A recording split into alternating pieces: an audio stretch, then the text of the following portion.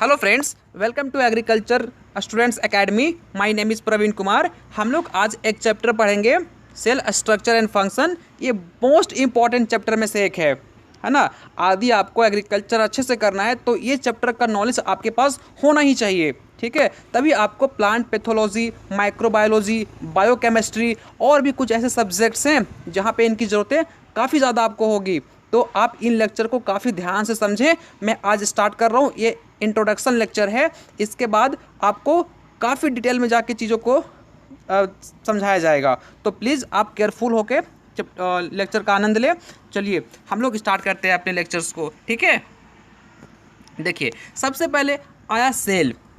आप क्योंकि सेल पढ़ रहे हो तो सेल्स का डेफिनेशन तो पता होना चाहिए। तो सेल्स क्या है, देखिए मैं मार्कर ले लेता हूँ ताकि अच्छे से समझ में आए, है ना। देखो, बोलता है the cell is the basic structure and functional unit of all living organism. समझ में आया क्या बोला?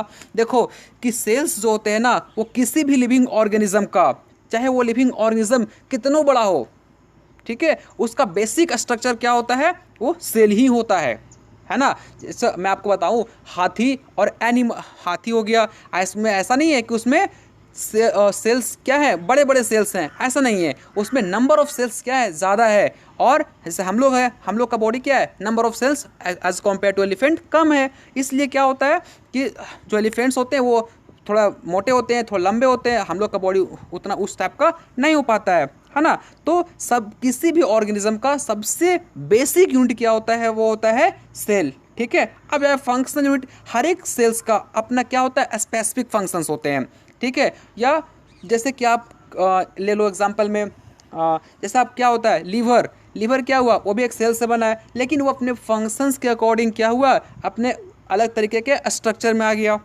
ठीक है। जिसका जैसा फंक्शंस होगा वो आपको उस तरीके का दिखेगा, उस तरीके का वो मॉडिफाई हो गया, है ना। तो अब देखते हैं कि सेल्स के कुछ इंपॉर्टेंट फंक्शंस क्या हैं। जैसे सेल्स को न्यूट्रिशन प्रॉपर लेना पड़ेगा, प्रॉपर उसको रिस्पायरेशन करना पड़ेगा, तभी वो क्या करेगा, ग्रोथ करेगा, तभी वो डेवलप हो पाएगा। और जब सेल्स का डेवलपमेंट होगा, सेल्स का ग्रोथ होगा, तभी किसी लिविंग ऑर्गेनिज्म का भी क्या होता है, ग्रोथ होता है ना। तभी वो, अगर वो रिप्रोड्यूस नहीं करेगा तो किसी भी ऑर्गेनिज्म क्या होगा, अपना हाइट नहीं बढ़ेगा, उसका नंबर ऑफ सेल्स नहीं बढ़ेंगे, है ना। तो उस नंबर ऑफ सेल्स बढ़ाने के लिए उसको क्या करना पड़ेगा, रिप्रोड्यूस करना पड़ेगा, ठीक है। तो किसी भी लिविंग ऑर्गेनिज्म को ये फंक्शंस करने पड़ते हैं for the survival of cell. अगर किसी भी सेल्स को जिंदा रहना है तो ये फंक्शंस एसेंशियल होते हैं। कौन कौन सा? Nutrition, respiration, growth, development, reproduction, ठीक है। तो चलिए हम लोग अब आगे बढ़ते हैं। आगे क्या है, देखिए सबसे यहाँ पे मज़े की बात क्या है, ये देखिए आप, देखो यहाँ पे क्या है, बहुत सारे सेल्स हैं। सेल्स के मिलने पे क्या बना, टिश्यू बना। टिश्यू के मिलने पे क्या होता है, ऑर्गन बनता है। और बहुत सारे ऑर्गन के मिलने पर क्या होता है, ऑर्गन सिस्टम बनता है। और ऑर्गन सिस्टम से फिर क्या होता है, एक ऑर्गेनिज्म बनता है। इसको हम बोलते हैं, क्या बोलते हैं इसको, सेल ऑर्गेनल्स, है ना। इस प्रोसेस को बोलते हैं सेल ऑर्गेनल्स, है ना, सेल ऑर्गेनल्स बोलते हैं। लेकिन आप केमिस्ट्री पढ़ोगे तो सेल से पहले भी दो चीज़ आता है। एटम मिलेंगे तो मॉलिक्यूल बनेगा, मॉलिक्यूल मिलेंगे तो सेल्स बनेंगे, सेल्स मिलेंगे टिश्यू बनेगा, टिश्यू मिलेंगे ऑर्गन बनेगा, ऑर्गन मिलेंगे ऑर्गन सिस्टम बनेगा, और एक ऑर्गन सिस्टम मिलेंगे तो क्या बनेगा, एक कंप्लीट इंडिविजुअल बनेगा, है ना। ये होता है मल्टी सेलुलर के अंदर, क्योंकि इसमें एक से अधिक सेल हैं, बहुत सारे सेल्स हैं, है ना। लेकिन उनका क्या, जो यूनिसेलुलर है, जिसमें केवल एक ही सेल है। तो मैं आपको बता दूं, जो एक सेल्स के होते हैं कि उसमें केवल एक ही सेल से एक ऑर्गेनिज्म बनता है, और एक ही सेल से वो ऑर्गेनिज्म सारे फंक्शंस को परफॉर्म करता है, लाइक रिस्पायरेशन, रिप्रोडक्शन, ठीक है, ग्रोथ, ठीक है, वो सारे उसी एक सेल से कर लेता है ना। उसमें कोई स्पेसिफिक ऑर्गन नहीं होते हैं। उनमें एक ग्लैंड होता है, मैं आपको बता दूँ, एक, वो ग्लैंड नहीं, एक कैविटी होता है, उसको हम हीमोसिल कैविटी बोलते हैं। क्या बोलते हैं, हीमोसिल कैविटी बोलते हैं। उन कैविटी का फ़ायदा क्या होता है कि वो कैविटी के अंदर क्या होते हैं, ब्लड भरे होते हैं। अगर न्यूट्रिशन लेना है तो ऑर्गेनिज्म क्या करता है, उस फूड लिया और फूड को छोड़ खा देता है, फूड को डाइजेस्ट किया और वो उस ब्लड में डाल देता है। और फिर वहाँ से सारे सेल्स ले लेते हैं। रिस्पायरेशन करना होगा, बाहर से ऑक्सीजन लेगा, उसमें ब्लड में डिजोल्व कर देगा, वहाँ से सारे सेल्स ले लेंगे। मतलब उस कैविटी के थ्रू वो क्या करता है, सारे ऑर्गन्स क्या कर लेते हैं, अपने ज़रूरतों को पूरा कर लेता है। कोई स्पेसिफिक ऑर्गन नहीं होता है, जैसे हम लोग के पास हार्ट है, वो ब्लड को पूरा बॉडी में पंप करता है, उसके पास वैसा कोई हार्ट नहीं होता है ना। तो उस कैविटी के थ्रू ही अपनी ज़रूरतों को वो क्या करता है, पूरा करता है। ठीक है, चलिए अब हम कुछ हिस्टोरिकल बैकग्राउंड देखते हैं कि किस तरीके से सेल्स की डिस्कवरी हुई। ठीक है, कैसे सेल्स के बारे में हमको पता चला, तो बहुत इंटरेस्टिंग है हिस्टोरिकल बैकग्राउंड भी। तो सबसे पहले यहाँ पे आपको स्क्रीन के ऊपर एक साइंटिस्ट का फिगर दिख रहा है, पता है आपको ये कौन है? नहीं, चलो मैं बता देता हूँ ये कौन है। ठीक है, ये है रॉबर्ट हुक। ठीक है, ये है रॉबर्ट हुक। इन्होंने सबसे पहले सेल्स की डिस्कवरी की थी, सबसे पहले सेल्स की डिस्कवरी की थी। अनफॉर्चुनेटली वो अलग बात है कि वो नॉन लिविंग था। ठीक है, इन्होंने क्या किया, देखो ऐसे इसको एज अ फनी कहानी की तरह हम समझें ताकि आपको समझ में आए। देखो क्या हुआ था, ये बैठ के सुस्ता रहे थे। ठीक है, तो क्योंकि इनके पास ना एक लो क्वालिटी का माइक्रोस्कोप इनके पास प्रेजेंट था, इन्होंने बनाया था। ठीक है, अपने लेबोरेटरी के अंदर। तो इन्होंने बैठ के सुस्ता रहे थे। तो पहले ज़माना में क्या होता था कि बोतल होता है ना, आज के ज़माने में बोतल जो होता है उसके ऊपर, तो अब एडवांस हो गया, अब बोतल को ऊपर से कैप के थ्रू हम कवर कर देते हैं, अब उसके ऊपर सील भी आ गया। लेकिन पहले क्या होता था पता है, बोतल लिया, उसमें जो भी मटेरियल भरा, और मटेरियल भरने के बाद ऊपर कॉर्क से क्या होता था, दबा दिया जाता था, ताकि जो अंदर का चीज़ है वो बाहर गिरे ना या ख़राब ना हो। ठीक है, मैं आपको दिखाता हूँ वो कैसा होता है कॉर्क। देखो ये दिख रहा है ऊपर येलो येलो, ये है कॉर्क। देखो ये है कॉर्क, इसी तरह का वो कॉर्क था। ठीक है, और इन्होंने रॉबर्ट हुक ने क्या किया, इस कॉर्क को लिया और अपने माइक्रोस्कोप से इन्होंने क्या किया, देखा। उन्होंने अपने माइक्रोस्कोप से देखा, तो उनको पता है कैसा स्ट्रक्चर दिखा माइक्रोस्कोप के अंदर। देखो ऐसा स्ट्रक्चर दिखा उनको माइक्रोस्कोप के अंदर, कुछ इस तरीके का स्ट्रक्चर दिखा। ठीक है, तो और ये क्या था, एक्चुअली ये बार्क था, है ना। और तो इन्होंने देखा, और ये जो कंपार्टमेंट दिख रहा ना, स्मॉल स्मॉल कंपार्टमेंट, इनको कहा गया सेला। इनको क्या कहा गया, सेला। ठीक है, मैं आपको बताऊं कि जो कॉर्क होता है ना, वो भी प्लांट का ही बना होता है, प्लांट के कॉर्क का ही बना, ये प्लांट के ये बार्क का बना होता है ना। चलिए, तो मैं एक और इम्पॉर्टेंट बात यहाँ पे आपको पता होना चाहिए, जो कई बार एग्जाम में पूछा जाता है, कंपटीशन एग्जाम में, कि रॉबर्ट हुक किस बुक के ऑथर है। तो माइक्रोग्राफिया बुक जो है वो रॉबर्ट हुक के द्वारा लिखा गया है। ठीक है, और मैं एक क्वेश्चन और आता है कि first time non living cells का डिस्कवरी किसने किया था, तो रॉबर्ट हुक ने किया था। किससे किया था, कॉर्क से किया था। ठीक है, चलिए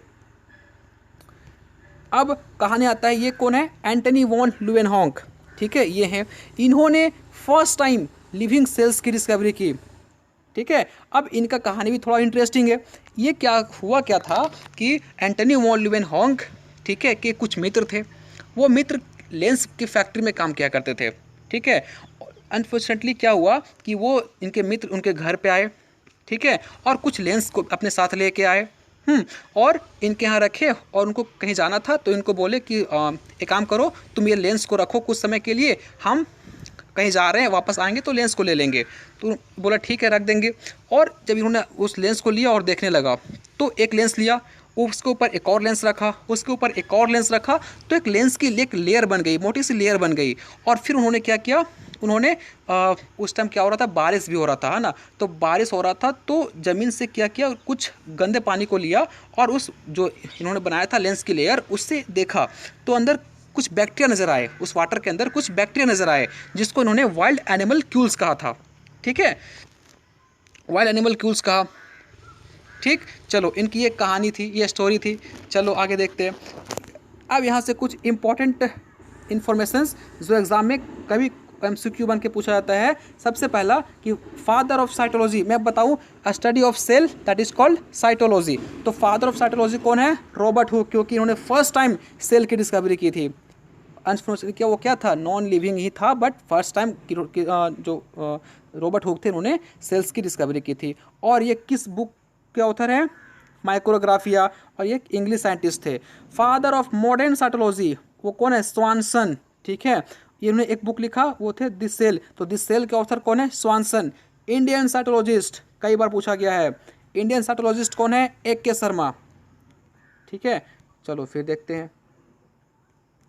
देखो, एंटनी वॉन ल्यूवेनहॉक 1676 में फर्स्ट टाइम नोटिस किया था फ्री लिविंग सेल। तो फ्री लिविंग सेल्स की डिस्कवरी किसने की थी? Antony von Leeuwenhoek. ठीक है, the living cell was bacteria discover by rain water that is called wild animalcules. मैंने आपको बताया कहानी, फर्स्ट टाइम डिस्कवर किया था लिविंग सेल्स का। देखो अब इनके पास मज़ेदार बात क्या है कि इनके पास एडवांस माइक्रोस्कोप आ चुका था। ठीक है, तो एडवांस माइक्रोस्कोप आया तो इन्होंने केवल बैक्टीरिया की डिस्कवरी ही नहीं की, इन्होंने स्पर्म की भी डिस्कवरी की, आरबीसी की भी डिस्कवरी की और कुछ प्रोटोजोआ की भी इन्होंने डिस्कवरी करी थी। ठीक है, चलो अब और इम्पोर्टेंट इंफॉर्मेशन क्या है, देखो सबसे छोटा सेल जिसमें सेल वाल नहीं होता है कौन है? माइकोप्लाज्मा। ये क्या करता है? बैक्टीरिया ये जो है ना वो कंफ्यूजन क्रिएट करता है किसके बीच में? बैक्टीरिया और वायरसेस के बीच में। ठीक है, सबसे छोटा बैक्टीरिया कौन है? डायलिस्टर न्यूमोसिंटेंस। इसमें क्या होता है? इसमें सेल वाल होता है। क्वेश्चन कंफ्यूजिंग होता है, सोच लो, सबसे छोटा ऑर्गेनिज्म जिसमें सेल वाल नहीं होता है, तब आंसर क्या जाएगा? माइकोप्लाज्मा। सबसे छोटा बैक्टीरिया जिसमें सेल वाल होता है तो क्या जाएगा? डायलिस्टर न्यूमोसिंटेंस। सबसे बड़ा सेल्स किसके पास होता है? ऑस्ट्रिच के अंडे में होता है। सबसे बड़ा एक सेल ग्रीन एल्गी का प्लांट कौन है? तो वह एसिटाबुलेरिया। कई बार पूछा गया है एग्जाम में। एसिटाबुलेरिया जो है वो एक ग्रीन एल्गी है और ये सबसे एक सेल वाला सबसे बड़ा प्लांट है एसिटाबुलेरिया। और लॉन्गेस्ट प्लांट सेल कौन है? फाइबर ऑफ रेमी, जो कि 55 सेंटीमीटर का होता है। ये भी कई बार पूछा गया है। ठीक है, चलिए अब मैं यहाँ पे आपको कुछ इंपॉर्टेंट इंट्रोडक्शन हमने आपको दे दिया। ठीक है, नेक्स्ट लेक्चर में हम लोग काफ़ी चीज़ों को पढ़ने वाले हैं। अभी तो सीरीज स्टार्ट हुआ है। ठीक है, मैं आपको काफ़ी चीज़ों पढ़ाने वाला हूँ। यहाँ पे देखो, यहाँ पे आपको कई सेल ऑर्गन्स दिख रहे हैं, जैसे राइबोसोम दिख रहा है, सेंट्रल वैक्यूल दिख रहा है, माइक्रोफिलामेंट दिख रहा है। ठीक है, गोल्गी एपरेटस दिख रहा है। मैं इन हर चीज़ों को आपको डेप्थ में पढ़ाऊंगा, एक एक। जैसे राइबोसोम पर एक कंप्लीट लेक्चर आएगा। ठीक है, मैं एक कंप्लीट लेक्चर हर एक सेल ऑर्गन्स के ऊपर बनाने वाला हूँ और सबको जाके डेप्थ में पढ़ाएंगे। ठीक है, मैं फिलहाल अभी तक आप इस स्ट्रक्चर को पहचान लीजिए। ये क्या है? प्लांट सेल है। ठीक है, ये क्या है? एनिमल सेल है। हाँ, चिंता मत कीजिए, मैं आपको हर एक चीज़ बताऊंगा। फ्लैजिला क्या होता है, मैं नेक्स्ट लेक्चर में क्या करूंगा, बैक्टीरिया के फ्लैजिला के ऊपर, पिली के ऊपर, क्या डिफरेंस होता है प्लांट सेल में, एनिमल सेल में, प्रोकैरियोटिक क्या होता है, यूकैरियोटिक क्या होता है, वहाँ पे मैं आपको कंप्लीट कवर करवा दूंगा। ठीक है, बाकी सब सेल ऑर्गन्स के ऊपर कंप्लीट लेक्चर ही आएगा। ठीक है, तो टेंशन नहीं लेना है। ठीक है, हंसते रहो, खेलते रहो माइंड। ठीक है, और अब bye bye, thank you so much.